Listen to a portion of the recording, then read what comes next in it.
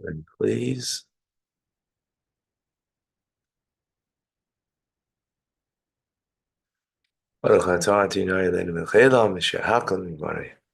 Amen. Hmm.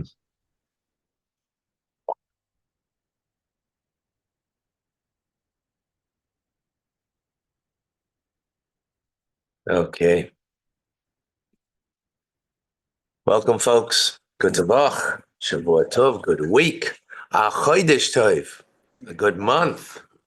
There's Rosh Chodesh.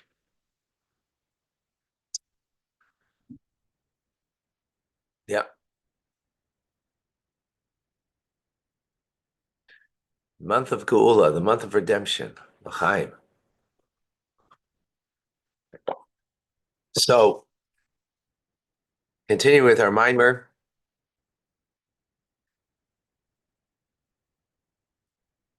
So we said that the Shema, when we say the Shema,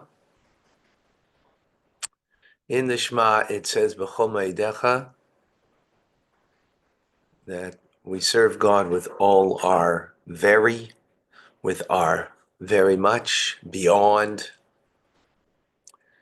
um, measure, beyond our limitations.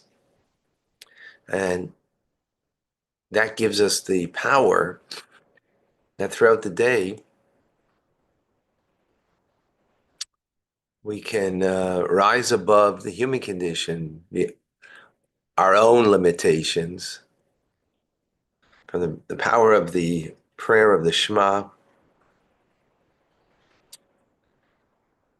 and that we engage in a world and not allow the limitations to dictate to us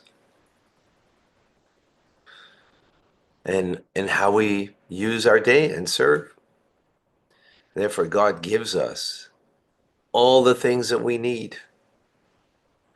God takes from the spiritual and gives us material, physicality that we can take and take from the physical and make it spiritual, which that is going above and beyond the human condition. In other words, that we engage in a material world for a spiritual end, right? Purpose, exactly. Not just purpose, but divine purpose, right? Yeah. Divine purpose, right? Divine purpose. L'chaim, l'chaim. David's coffee, using it for divine purpose. Yeah.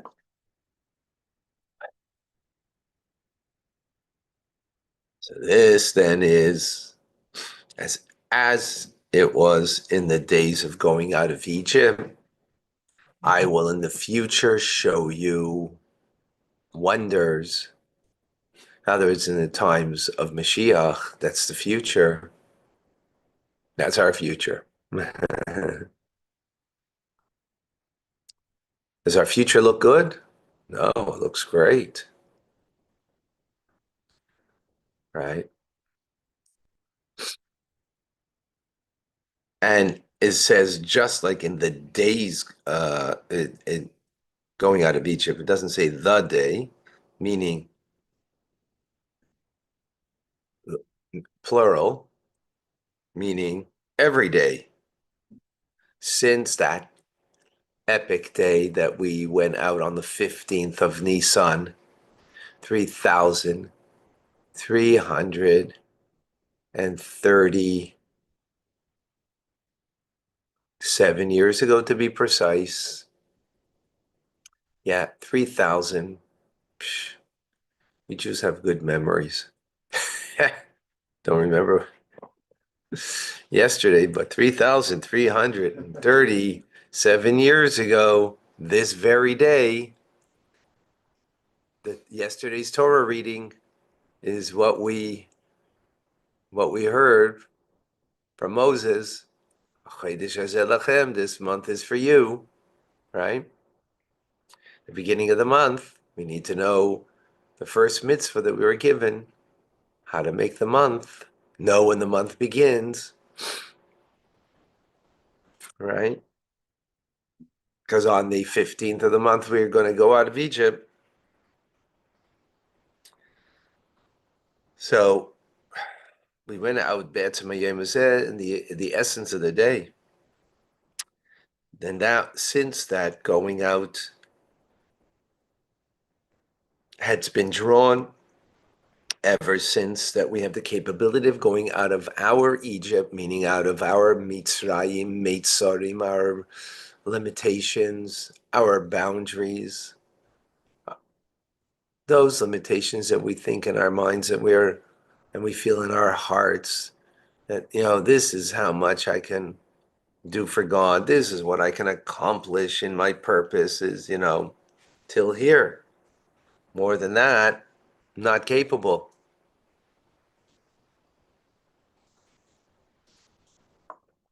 Right? Well, ever since we went out of Egypt, every single day we can have our Geula Pratis, our personal redemption. Meaning rising above the limitations and the boundaries that I set for myself, or I perceive, or I feel that I have for myself. And this will express itself in three ways of service of God. One is giving tzedakah charity,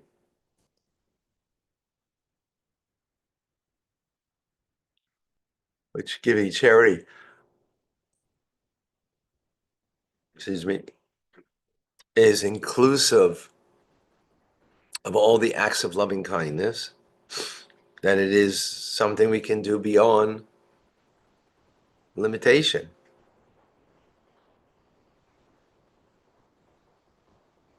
What does it mean to give charity beyond limitation? You're giving not based on what you're comfortable to give, but you're giving based on what is needed.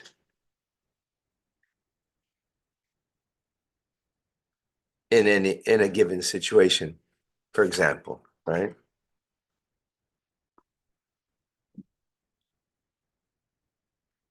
So that's one leg.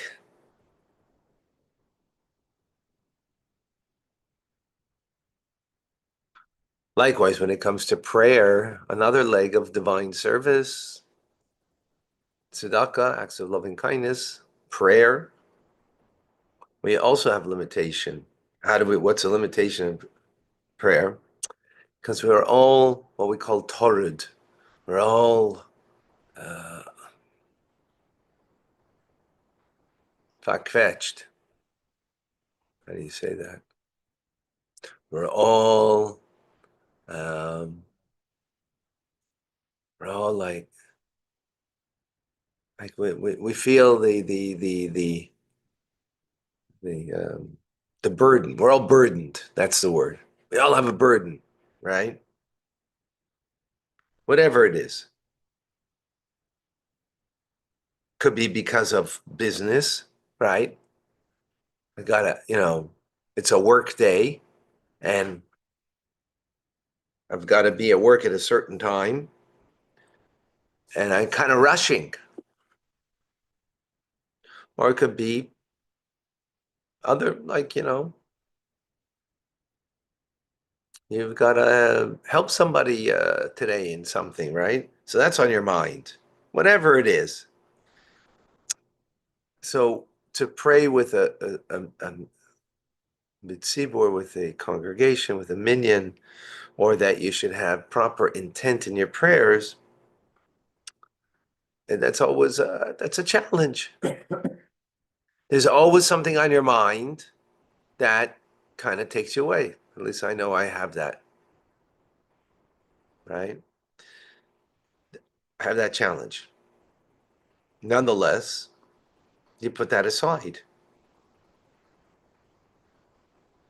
right? You put that aside. You got this, thing, your mind, your heart that you're dealing with. and you put that aside. You don't deal with it.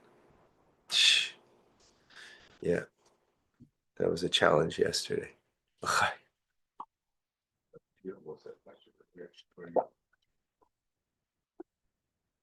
Right?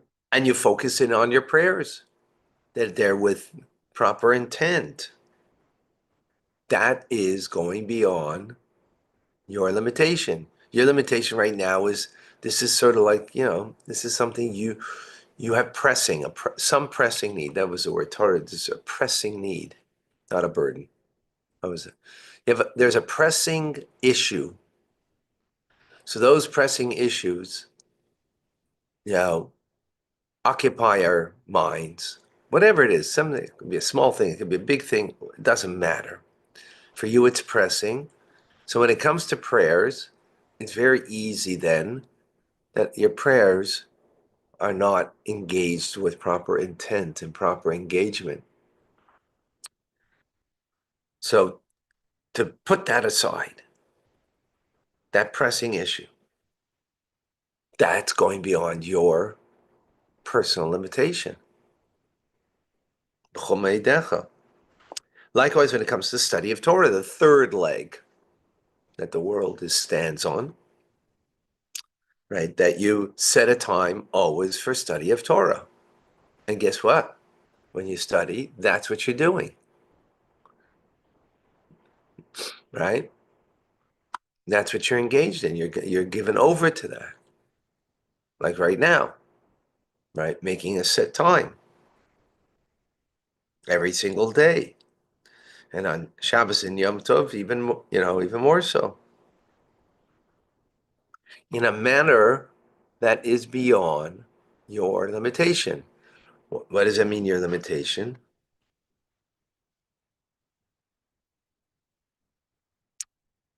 You might be hungry right now and you want to eat. You might be,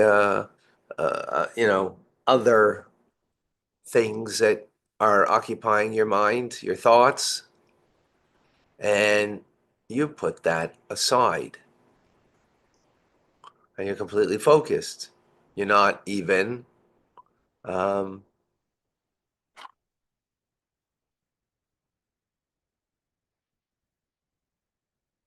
um,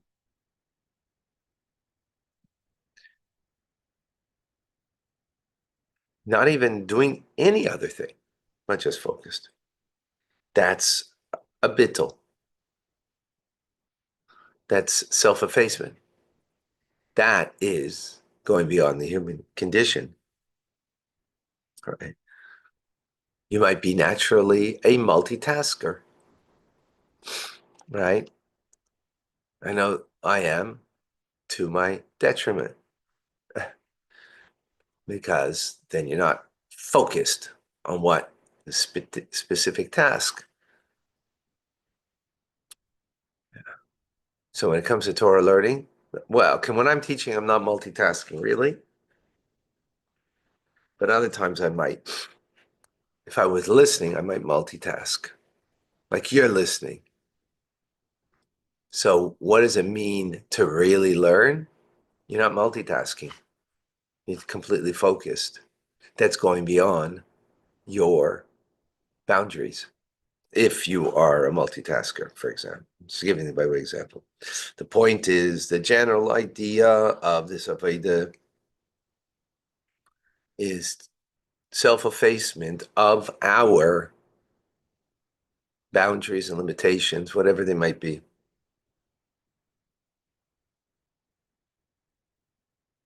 When we do that in actuality, in the examples I just gave, then we also create a bittul, self-effacement, in the spiritual Egypt, meaning even in the spiritual limitations, then automatically we make a spiritual holy limitations. We even have holy limitations, right?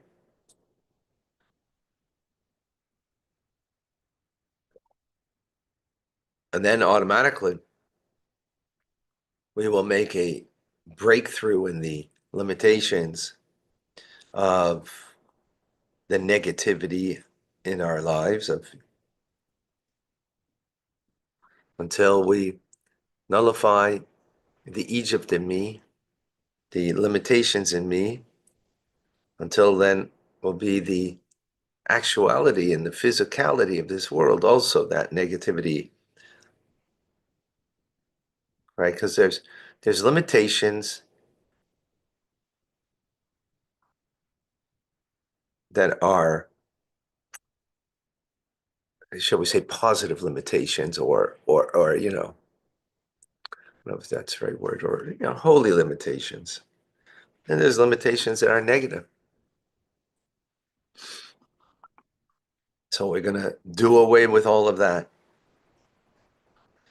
This is then the redemption, the general redemption of the times of Mashiach, right? That will, when we do away with the limitations in this physical world, not just in the spiritual world, right?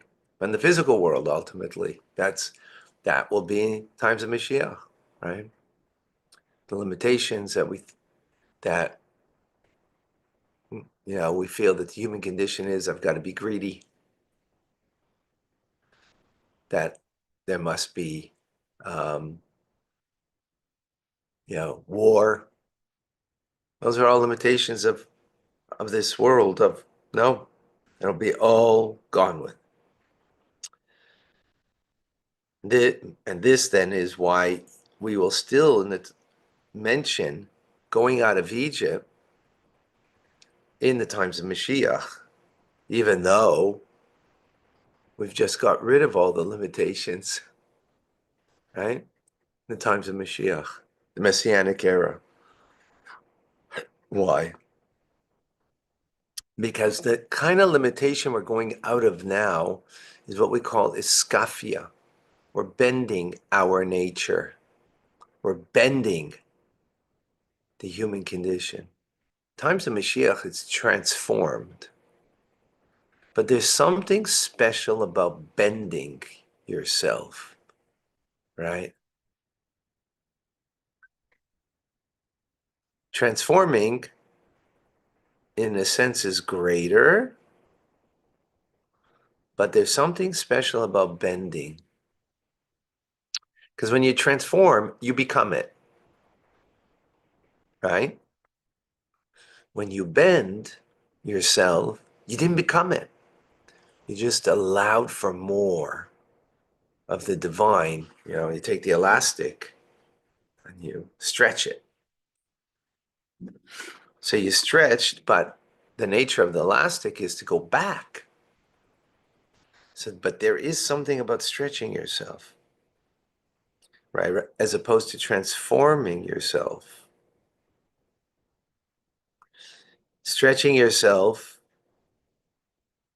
the Zohar says that this creates an amazing glory on high of the divine.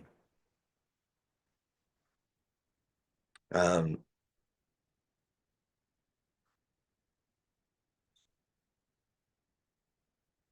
that in limitation, you show there's no limitation. That's beautiful. Times of Mashiach will be limitless, right? Oh, limitless. That's amazing. But there's the limitation is missing then. That in limitation, there's something limitless. That's something also unique and special.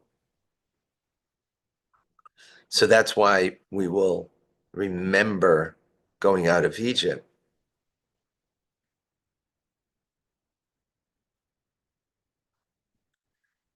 Right? That in limitation, there is beyond limitation.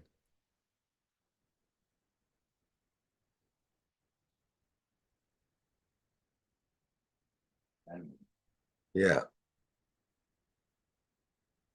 So maybe that the end of the darkness of the exile come in our times, with the true redemption and complete redemption through Mashiach, our righteous one.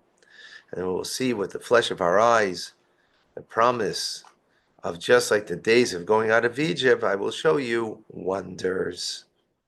With that, we conclude our mimer. All right, amazing. All right, folks, it's Rosh Chodesh. Good Chodesh, everybody. So it's a longer prayer service. So Chumash Rashi will come to afterwards. Reminder, tonight, 6:30, Torah studies. TRC later, 8 p.m. And yeah, so it'll be closer to 10 o'clock